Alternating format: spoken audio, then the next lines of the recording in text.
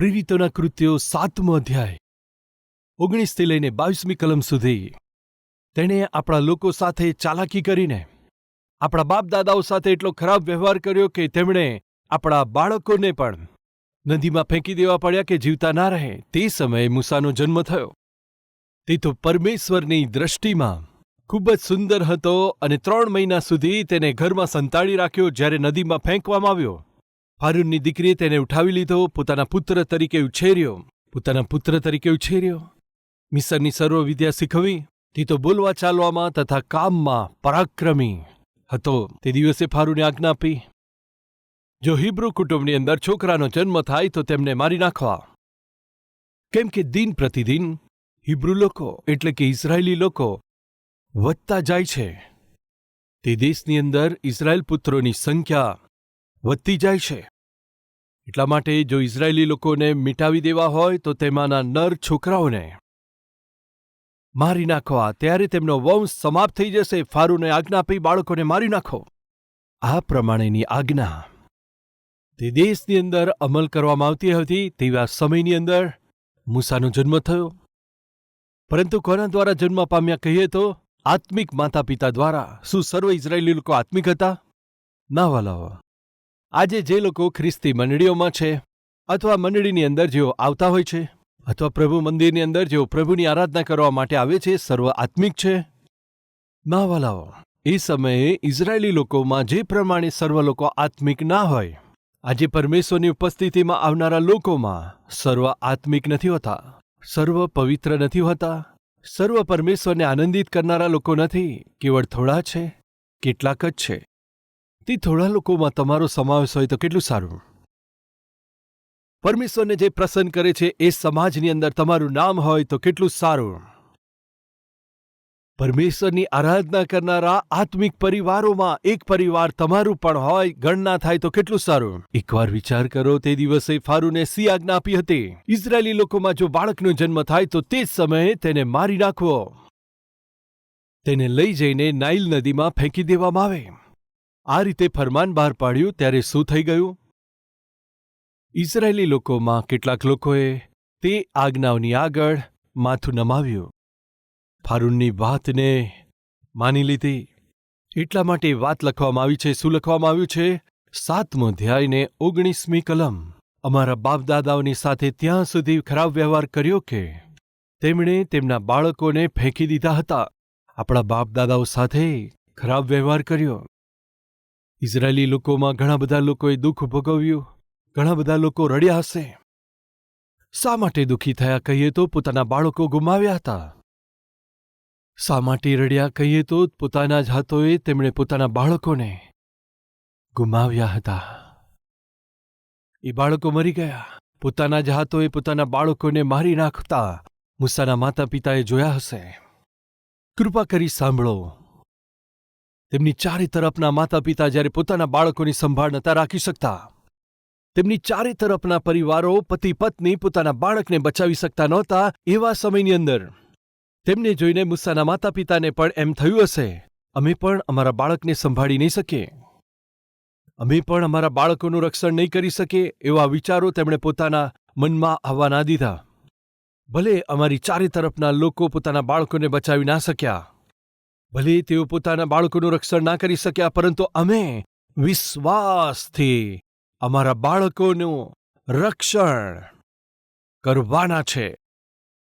આજે મારો પ્રશ્ન છે, તમારા સંબંધીઓમાં ઘણા લોકો આત્મિક હશે, ખ્રિસ્તી હશે, પણ સાવધાનીથી તપાસ કરતા કદાચ તેમના બાળકો ઉદ્ધાર ના પામ્યા હોય, તેમના બાળકો કદાચ વચનની વિરુદ્ધમાં જીવતા હોય. તમારા પરિવારમાં પણ એક દીકરો કદાચ સારો હોય, બીજો દીકરો કદાચ સારો ના હોય. એક માં એક પાસ્ટરની પાસે આવીને કહ્યું કે પાસ્ટરજી, મારા નાના દીકરા માટે પ્રાર્થના કરશો. કેમ? શા માટે? તે મરજી પ્રમાણે જીવન જીવે છે. તે અમારી વાત સાંભળતો નથી, પરમેશ્વરના મંદિરમાં આવતો નથી, પ્રભુની આરાધના કરતો નથી, સારી રીતે અભ્યાસ પણ કરતો નથી, ખરાબ સંગતિમાં ફરતો રહે છે, અડધી રાતે ઘરે આવે છે અને ઘણીવાર આવતો પણ નથી. જો પૂછે તો ગુસ્સે થાય છે. તેના વિશે વિચાર કરીએ છીએ, અમને ખૂબ જ દુઃખ થાય છે. અમારો દીકરો ઉદ્ધાર પામે એના માટે પ્રાર્થના કરજો. મારો નાનો દીકરો નાશમાં જાય છે, એના માટે પ્રાર્થના કરજો. ખૂબ જ દુઃખની સાથે માં પોતાના દીકરા વિશે કહેતી હતી. આજે આપણી મધ્ય એવું કોઈ છે? અમારો દીકરો પણ એવો જ છે, અમારી દીકરી પણ એવી જ છે, બિલકુલ વાત સાંભળતી નથી. જો તેને કંઈક પૂછીએ તો દીકરા શા માટે પૈસા વ્યર્થ કરે છે, શા માટે કોલેજ જતો નથી, એક્ઝામમાં માર્ક્સ કેમ ઓછા આવ્યા, દીકરી શા માટે ઘરે મોડી આવે છે, શા માટે આખો દિવસ ફોન પર હોય છે, દીકરી શા માટે આખો દિવસ તારી રૂમને બંધ કરીને જ રાખે છે. જો એને પૂછીએ તો ગુસ્સો આવે છે. કોઈ આજે આપણી મધ્યે? સાહેબ, અમારી આંખોની આગળ અમારો દીકરો અમારી દીકરી નાશમાં જાય છે અને તે જોઈને અમે સહન નથી કરી શકતા. આ રીતે રડનારા માતા પિતા છે. શું તે માં રડતી હતી? પાસ્ટરજી, મારો નાનો દીકરો મરી રહ્યો છે, શું તમે એના માટે પ્રાર્થના કરશો? હા, કરીશ માજી.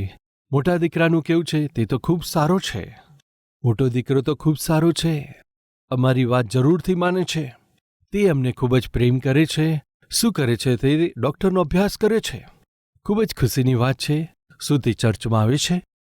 તેને ચર્ચમાં આવવાની ઈચ્છા તો હોય છે, પરંતુ પાસ્ટરજી, અભ્યાસ કરવામાં તેને એટલું બધું મન હોય છે કે તે ચર્ચમાં આવી શકતો જ નથી. ઠીક છે, કમસે કમ એકલામાં બાઇબલ વાંચવું, પ્રાર્થના કરું તે પ્રમાણે. શું તે કરી રહ્યા છે? હા પાસ્ટરજી, તેમને ઇન્ટરેસ્ટ છે બાઇબલમાં, પ્રાર્થનામાં. પરંતુ જ્યારે પણ ફોન કરીને શું તમે પ્રાર્થના કરો છો એમ પૂછવાથી તે કહે છે, મમ્મી, સમય જ નથી મળતો. અભ્યાસમાં બધો સમય જતો રહે છે, બાઇબલ વાંચવામાં, પ્રાર્થના કરવામાં સમય મળતો નથી. આ રીતે કહે છે. પરંતુ તેના વિશે અમને કોઈ ચિંતા નથી, કેમ કે તે ખરાબ સંગતિમાં ફરતો જ નથી. તે બુદ્ધિવાન છે, અભ્યાસ કરે છે, એટલે તેના વિશે અમને ચિંતા નથી. નાના દીકરા વિશે અમને ખૂબ જ ચિંતા થાય છે. ત્યારે પાસ્ટર સાહેબે કહ્યું, માજી, તમારા વિચારોમાં તમારો મોટો દીકરો સારો છે. હા, ખૂબ સારો છે, સારી રીતે અભ્યાસ કરે છે. પાસ્ટરજીએ કહ્યું કે જેમ પરમેશ્વરની દ્રષ્ટિમાં તમારો નાનો દીકરો નાશમાં જનારા લોકોના ઝુંડમાં છે, એમ જ તમારો મોટો દીકરો પણ એવો જ છે. ના પાસ્ટરજી, અમારો દીકરો એવો નથી. એમ જ છે. તમારો મોટો દીકરો અભ્યાસ કરે છે એટલે તમને સારું લાગે છે, ડૉક્ટરનો અભ્યાસ કરે છે એટલે તમને સારું લાગે છે. પરંતુ મારો પ્રશ્ન એ છે કે તમારો દીકરો ઉદ્ધાર પામ્યો છે. શું તેણે પોતાનું જીવન પ્રભુને સમર્પણ કર્યું છે? પોતાના જૂના જીવનને છોડીને બાપ્તિસ્મા લીધું છે? પરમેશ્વર પ્રત્યે ભયભક્તિની સાથે વ્યક્તિગત રીતે પ્રાર્થના કરનારો, વ્યક્તિગત રીતે બાઇબલ મનન કરનારો વિદ્યાર્થી છે? શું પરમેશ્વર પ્રત્યે વિશ્વાસયોગ્ય જીવન જીવી રહ્યો છે? આટલું તમે સ્પષ્ટ રીતે પૂછો તો એટલી બધી ભક્તિ તો નથી. નાનો તો નાશમાં ગયો. તમારી દ્રષ્ટિમાં નાનો દીકરો નાશમાં જાય છે, પરંતુ પરમેશ્વરની દ્રષ્ટિમાં જેટલો નાનો દીકરો નાશમાં જાય છે એટલો મોટો પણ નાશમાં જઈ રહ્યો છે. કૃપા કરી ધ્યાન આપજો. સામાન્ય રીતે આપણે શું વિચાર કરીએ છીએ કે દીકરો આજ્ઞા માને છે એટલે સારો છે, અમારા કયા અનુસાર અભ્યાસ કરે છે એટલે સારો છે, સારા માર્ક્સ લાવે છે એટલે સારો છે. પરંતુ પરમેશ્વરની દ્રષ્ટિમાં તે બિલકુલ સારો નથી. બાઇબલમાં આપણે જોઈએ છીએ એક પણ ન્યાયી નથી, ના એક પણ નથી. કદાચ તમારી દ્રષ્ટિમાં દીકરો સારો દેખાતો હશે, પરંતુ પરમેશ્વરની દ્રષ્ટિમાં તે દીકરાનું સ્થાન કેવું છે? એટલા માટે તમારા દીકરાને, દીકરીને, આપણ સર્વને ન્યાયપણામાં ચલાવવાને માટે, ન્યાયપણાના વસ્ત્રો પહેરાવવા માટે પોતાના પ્રિય પુત્ર પ્રભુ ઈસુ ખ્રિસ્તને પરમેશ્વરે આ જગત ઉપર મોકલી આપ્યા. જે ખોવાયેલો છે તેને શોધવા માટે પ્રભુ ઈસુ ખ્રિસ્ત આ જગતમાં આવ્યા. તે પ્રભુ ઈસુને તમે હોઈ શકો છો, તમારો દીકરો હોઈ શકે, દીકરી હોઈ શકે, ઉદ્ધારકર્તા તરીકે જો ગ્રહણ ના કર્યા હોય તો તેઓ નાશ જવાના માર્ગમાં આગળ જાય છે. મારા પતિ ખૂબ જ સારા છે, મને કદી બોલતા નથી, તેમને કદી ગુસ્સો આવતો નથી. મારી પત્ની ખૂબ જ સારી છે, પોતાની જવાબદારી અદા કરે છે, ખૂબ જ સારી રીતે ઘર ગૃહસ્થી ચલાવે છે. આ તો સારી વાત છે. પણ કૃપા કરી સાંભળો, મનુષ્યની ભલાઈ અને ધાર્મિક કૃત્યો પરમેશ્વરની દ્રષ્ટિમાં મેલા ચિથરા બરાબર છે. એટલા માટે તમારા જીવનમાં વ્યક્તિગત રીતે એક દિવસ હોવો જોઈએ. કયો દિવસ? પોતાના પાપોને ઓળખી લઈને તમે નાશમાં જઈ રહ્યા છો એ સત્યને જાણી લેવાનો એક દિવસ છે. આજે મારો પ્રશ્ન છે, ખૂબ જ ધ્યાનથી વચન સાંભળનારા ભાઈઓ તથા બહેનો, શું તમે કહી શકો છો કે પરમેશ્વર મારી સાથે છે અને હું પરમેશ્વરની સાથે છું? જો નથી કહી શકતા તો તમે ગુમાવેલી સ્થિતિમાં છો, તમે ખોટા માર્ગમાં જઈ રહ્યા છો. તમારો દીકરો અથવા દીકરી પ્રભુમાં ના હોય તો તે ખોવાયેલા છે. તે દિવસે ઇઝરાયેલ પુત્રોમાં ઘણા બધા બાળકો ખોવાયેલા હતા. માતા પિતા તેમને બચાવી ના શક્યા, રક્ષણ ના કરી શક્યા. બાઇબલની અંદર સ્પષ્ટ છે. આપણા બાપ દાદા પોતાના બાળકોને બચાવી ના શક્યા, ખૂબ જ દુઃખી થયા અને રડ્યા. તેમની ચારે તરફના પરિવાર જ્યારે પોતાના બાળકોની સંભાળ રક્ષણ નહોતા કરી શકતા, બચાવી શકતા નહોતા, એવા સમયમાં મૂસાના માતા પિતા રાજાની આજ્ઞાથી તેઓ બિલકુલ ડર્યા નહીં. ચાહે દુનિયા ઉલટપુલટ થઈ જાય, અમારા બાળકોનું અમે રક્ષણ કરીશું. અમારા બાળકોનું અમે રક્ષણ કરીશું. આજે દરેક માતા અને પિતા, પરમેશ્વરે તમને બાળકો આપ્યા છે તો આ વચન લેવાનું છે. તે શું છે? ચાહે ગમે તે થઈ જાય, અમારા દીકરાને કે અમારી દીકરીને અમે જરૂરથી બચાવીશું, સંભાળીશું, રક્ષણ કરીશું. એ અમારી જવાબદારી છે.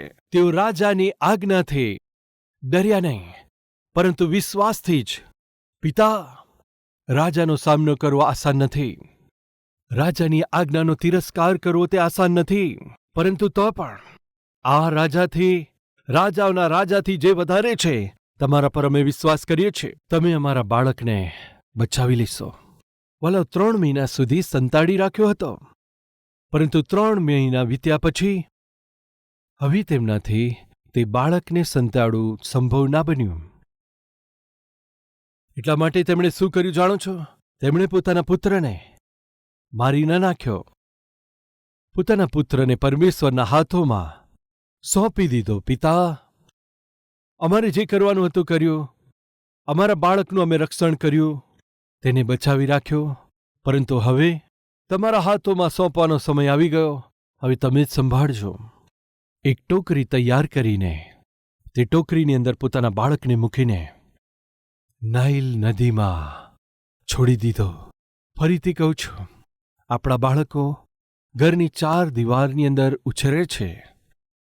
1 વર્ષ, 2 વર્ષ, 3 વર્ષ વીત્યા પછી ત્યાં સુધી 3 વર્ષ સુધી આપણા બાળકને આપણે આંખની કીકીની જેમ સંભાળીએ છીએ. 4 દિવાલની અંદર જ તેને રાખીએ છીએ. 3 વર્ષ થયા પછી આપણે બાળકને લઈ જઈને શું કરવાનું છે? LKGમાં મૂકવાનું છે, ત્યાર પછી UKGમાં અને પછી ફર્સ્ટ સ્ટાન્ડર્ડ. આ રીતે એક વર્ષ બાળકને શું કરવાનું છે? 4 દિવાલથી બહાર મોકલવાનો છે. સંસારમાં જ્યાં જુઓ ત્યાં પાપ વધતું જાય છે, એવા આ ભૂંડા સંસારની અંદર આપણે બાળકને મોકલવાનો છે. વલાઓ, એક 11 વર્ષના છોકરાએ 6 વર્ષની છોકરી સાથે જબરજસ્તી કરી હતી. તેને પકડવામાં આવ્યો અને પૂછ્યું કે તે શા માટે આવું કર્યું? ત્યારે તે કહેવા લાગ્યો કે હું સવાર પડતા જ ફોનમાં અશ્લીલ ફિલ્મો જોતો હતો. તેની ઉંમર 11 વર્ષની જ હતી. અશ્લીલ ફિલ્મો જોતો હતો. માતાઓ, પિતાઓ, તમે બાળકોને સેલફોન આપો છો? ના આપીએ તો રડે છે. એટલે જો આપીએ છે તો તમે શું ધ્યાન આપો છો? તે શું જુએ છે? શું તેમના પર નજર રાખો છો તેઓ શું કરે છે? સાવધાન! આપણી ચારે તરફ સંસારની અંદર ભયંકર રીતે પાપ વધતું જાય છે.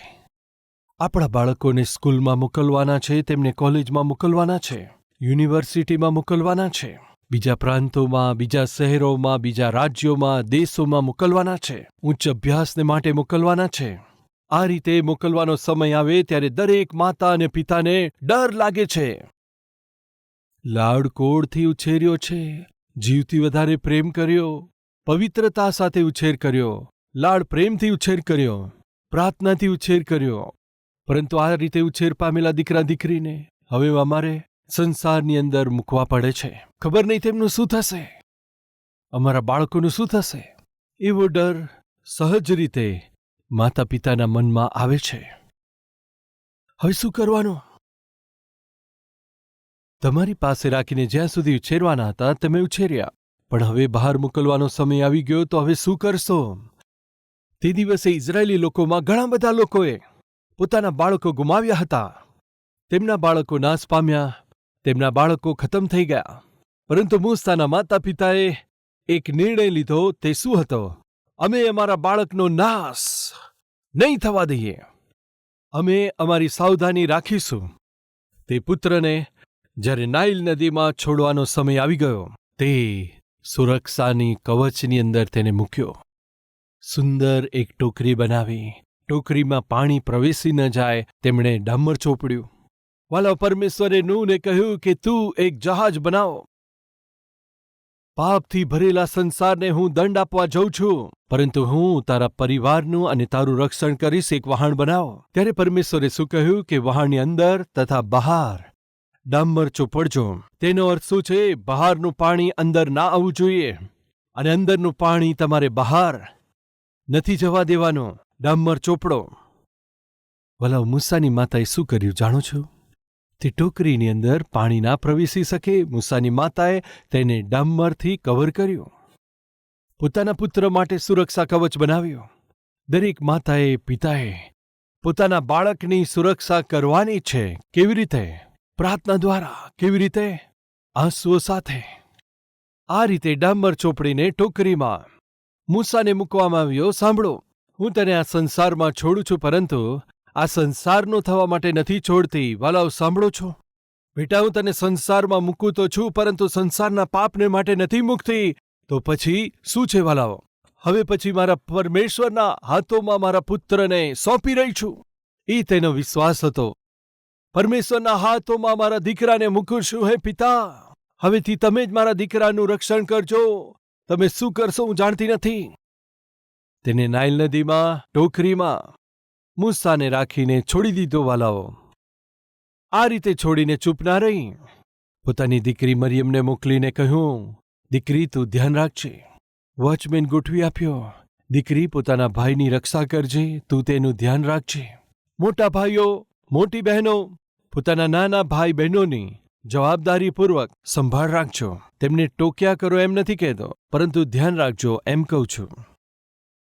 એકવાર જ્યારે નાઇલ નદીમાં તેને છોડવાનો સમય આવ્યો ત્યારે છોડ્યો, પરંતુ તે સમયે તે માએ પ્રાર્થના સહિત પરમેશ્વરના હાથમાં સોંપ્યો.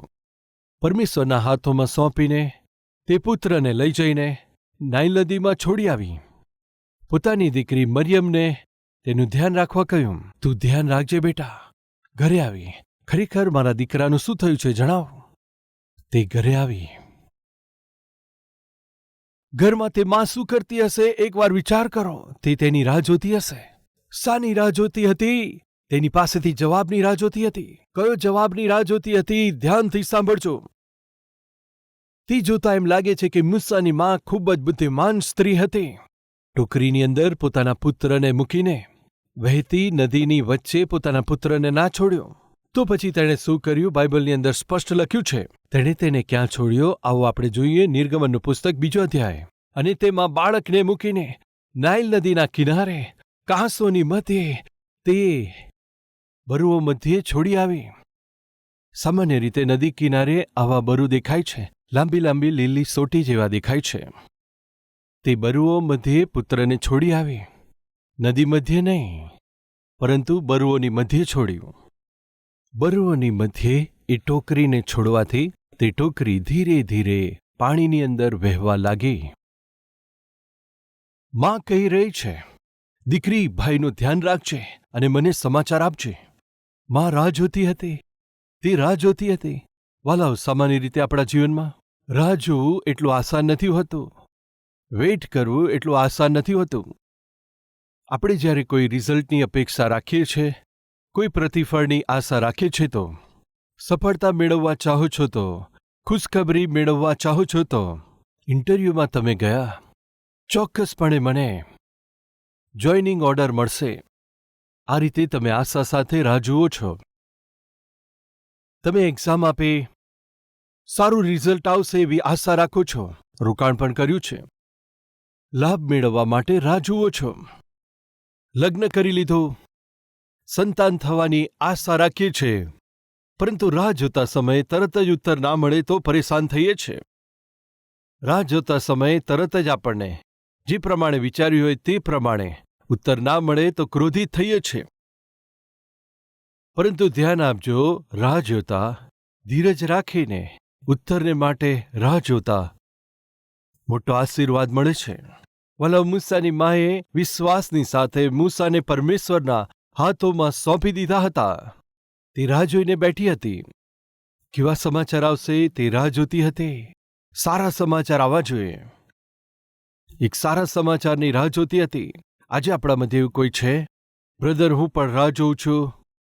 પ્રાર્થના કરી રહ્યો છું. સારા સમાચાર માટે રાહ જોઉં છું. મારી પ્રાર્થનાનો જવાબ મળશે તેની રાહ જોઉં છું. પરમેશ્વર મારા આંસુઓ લૂછી નાખશે, મારા આંસુઓને આનંદમાં ફેરવશે. હું રાહ જોઈ રહ્યો છું. જો રાહ જોવો છો, વિશ્વાસ કરો છો તો સાંભળો. વલ્લભ બાઇબલ જણાવે છે, જો તમે વિશ્વાસ કરશો તો પરમેશ્વરનો મહિમા જોઈ શકશો. તે બાબતને ભૂલશો નહીં, વિનંતી કરું છું. વલ્લભ જ્યારે ટીવીના કાર્યક્રમની શરૂઆત થઈ તે દિવસોમાં મને 4 ભાઈઓ અથવા 4 બહેનોની આવશ્યકતા હતી. 4 લોકો મારી સાથે ઊભા રહે. તે સમયમાં મહિનામાં કેવળ 4 પ્રોગ્રામ હતા. કેવળ 4 ટીવી કાર્યક્રમને પ્રસારણ કરવા માટે તે દિવસોમાં 50,000ની આવશ્યકતા હતી. તે દિવસોમાં 50,000 પણ નહોતા. એક સમય એવો પણ આવ્યો કે ટીવી કાર્યક્રમનો એ સમય મારે રોકવો પડ્યો. ટીવીની સેવકાઈ બંધ થતી હતી. હું તો ખૂબ જ નિરાશ અને હતાશ થઈ ગયો હતો. કોઈ ના કોઈ આવશે, આવીને મારી સહાયતા કરશે એમ વિચાર્યું હતું. પણ ક્યાંથી સહાય મળતી નથી. થોડા દિવસોની અંદર ટીવી કાર્યક્રમોને થોભાવવા પડશે. હું ખૂબ જ અંદરથી નિરાશ હતો. અને એવા સમયની અંદર એક ઘરે બાઇબલ સ્ટડી હતી અને મને વચન માટે બોલાવ્યો. તે બાઇબલ સ્ટડીમાં વચન આપવા માટે હું ગયો હતો. ત્યાં આગળ હું વચનનો પ્રચાર કરતો હતો. મારા હૃદયમાં વેદના હતી, કેમ કે ટીવીના કાર્યક્રમ દ્વારા સુવાર્તા પહોંચાડવું એક ઉત્તમ તક હતી, પરંતુ તે સેવા બંધ થઈ રહી હતી. હું ખૂબ જ વેદના સાથે બેઠો હતો, પરંતુ હૃદયમાં થોડો વિશ્વાસ હતો કે મારા પ્રભુ જરૂરથી કંઈક સહાય કરશે. આશા હતી પરમેશ્વર કોઈક ને કોઈક ચમત્કાર જરૂર કરશે. દિવસો આગળ જતા હતા. ટીવી કાર્યક્રમ હવે બંધ થવાનો સમય નિકટ આવતો હતો. હું વચન પ્રચાર કરતો હતો. એ ઘરની બાઇબલ સ્ટડી હતી, એટલે ચારે તરફ લોકો બેઠા હતા. મારી બાજુમાં જ એક વડીલ બેઠા હતા. 70 વર્ષની ઉંમર હશે. આ વડીલ વ્યક્તિ બાજુમાં બેસીને વચન સાંભળતા નહોતા, સૂતા હતા. ઊંઘ આવી ગઈ હતી. સામાન્ય રીતે આપણી બાજુમાં જો કોઈ સૂઈ ગયા હોય તો આપણે તેમને જગાડી શકીએ છીએ અથવા તો તે નજરઅંદાજ કરીને છોડી દઈએ. પરંતુ શું થયું કે તેઓ વચન સાંભળતા નહોતા, ઉપરથી સૂઈ ગયા હતા. એટલી ઊંઘમાં આવી ગયા કે બાકીના લોકો તેમને જોઈને હસતા હતા. તે લોકો હસતા હતા અને અંદરથી હું રડી રહ્યો હતો.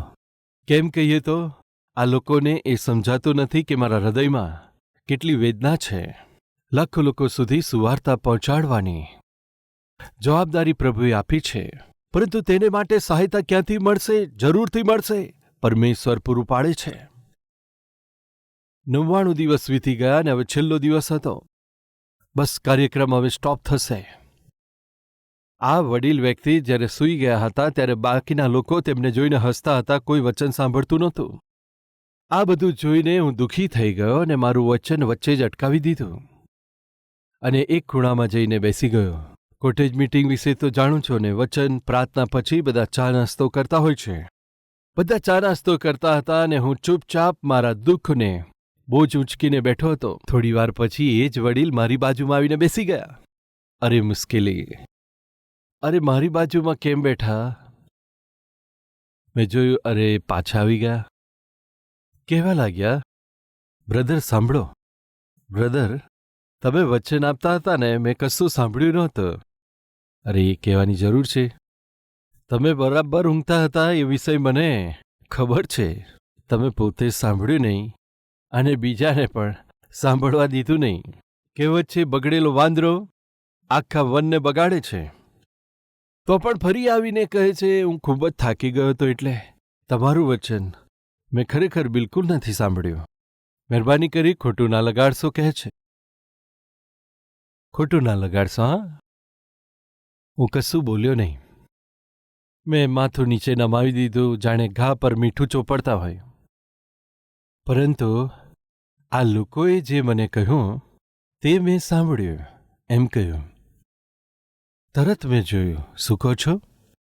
તમે જે કહ્યું ને એ મેં નથી સાંભળ્યું. ઊંઘ આવી ગઈ ને હું સૂઈ ગયો. પરંતુ તેમણે જે કહ્યું તે મેં સાંભળ્યું. તે કોણ છે? હું જેમની ઉપાસના કરું છું એ મારા પરમેશ્વર. શું બોલ્યા? પ્રભુએ શું કહ્યું? 70 વર્ષના વડીલ કહે છે, દર મહિને 50,000 રૂપિયા તમને આપવાના છે, એમ પ્રભુએ કહ્યું. મારા મુખમાંથી શબ્દ નીકળતા નહોતા. હાજી, દર મહિને 50,000 રૂપિયા આપવા માટે કહ્યું છે. હાજી. અને દર મહિને તે વડીલ વ્યક્તિ 50,000 રૂપિયા મોકલતા હતા. એ જ રીતે અમારા કલ્વરી ટેમ્પલનો કાર્યક્રમ આરંભ થયો. જે સમયે નિરાશા અને વ્યાકુળતા છવાયેલી હતી, જ્યારે કોઈ માર્ગ દેખાતો નહોતો, પરિસ્થિતિઓ હાથમાંથી નીકળી રહી છે એવું જ્યારે લાગતું હતું, જ્યારે અંદર અંદર પીડાતો હતો, એક વડીલ વ્યક્તિ આવીને કહે છે, તમે જે કહ્યું મેં નથી સાંભળ્યું. તે પરમેશ્વરે જે મને કહ્યું તે મેં સાંભળ્યું છે. જો તમે વિશ્વાસ કરશો તો પરમેશ્વરનો મહિમા જોઈ શકશો.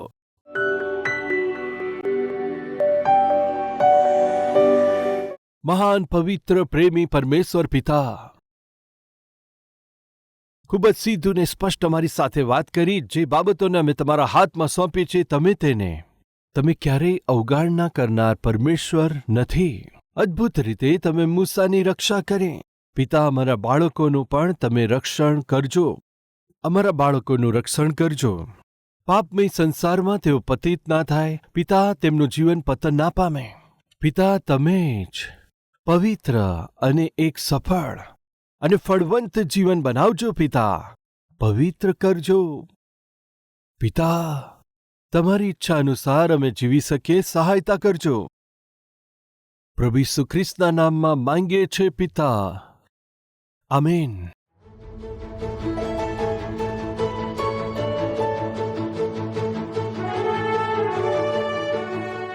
અમારું address: Calvary, post box number 30, Kukatpally, Hyderabad 72.